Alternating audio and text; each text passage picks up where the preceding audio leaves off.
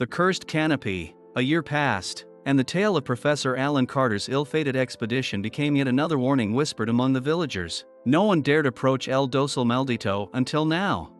Sarah Calloway, Alan's determined younger sister and an archaeologist in her own right, arrived in the village with a new team. Armed with satellite navigation and the latest technology, she was convinced that modern science could unravel the mystery that had swallowed her brother whole.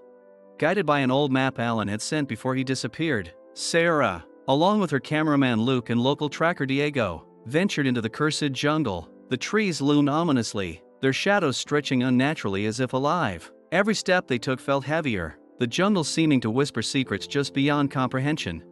"Something is wrong here," Diego muttered, clutching a talisman around his neck. "We should not have come." Sarah pressed on, fueled by the need for answers. As they reached the ruins, the temple stood as it had before, black stone, ancient glyphs, and the gaping maw of its entrance, but something else awaited them. Carved into the temple's walls were fresh markings, new figures among the old. And there, depicted in eerie accuracy, was Alan. His form was distorted, his face frozen in silent agony, as if he had become one with the jungle itself. A chilling wind swept through the ruins, carrying a voice Sarah recognized all too well. "You should not have come." The jungle shuddered, and the shadows began to move once more. Deep in the heart of the Amazon, where the dense jungle formed an unbroken canopy, there lay a place untouched by time and feared by those who dwelled nearby. The villagers called it El Dosil Maldito, the Cursed Canopy. Legends spoke of an ancient wrath that lurked within its depths, an entity of shadow and sorrow that swallowed any who dared trespass. Professor Alan Carter, a seasoned anthropologist, dismissed the stories as mere superstition. Driven by an insatiable hunger for discovery, he led an expedition into the forbidden jungle, determined to uncover the truth behind the myths. Alongside him were Dr. Evelyn Marsh, a botanist fascinated by the unique flora, and Miguel Torres, their seasoned guide who warned of the perils ahead. As they ventured deeper, the jungle seemed to pulse with an eerie vibrance, towering trees twisted in unnatural ways, their gnarled branches resembling skeletal hands reaching toward the heavens. The air was thick with an oppressive silence, interrupted only by the distant cries of unseen creatures. "We should not be here," Miguel murmured, gripping his machete tightly. "The jungle is watching." Alan scoffed. "The jungle doesn't watch, Miguel. It's just trees and wildlife." Yet, as night fell, the expedition encountered its first unsettling phenomenon. Their fire burned an unnatural green, its flames flickering violently despite the absence of wind. Whispers slithered through the darkness, unintelligible but unmistakably real. Evelyn shuddered. "Did you hear that?" Alan attempted to reassure her. "Just the wind playing tricks on us," but his voice wavered with uncertainty.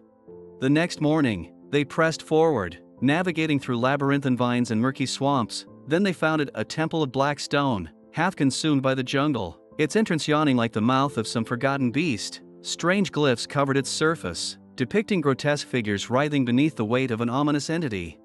"This is incredible," Alan whispered, running his fingers over the carvings. "A civilization lost to time."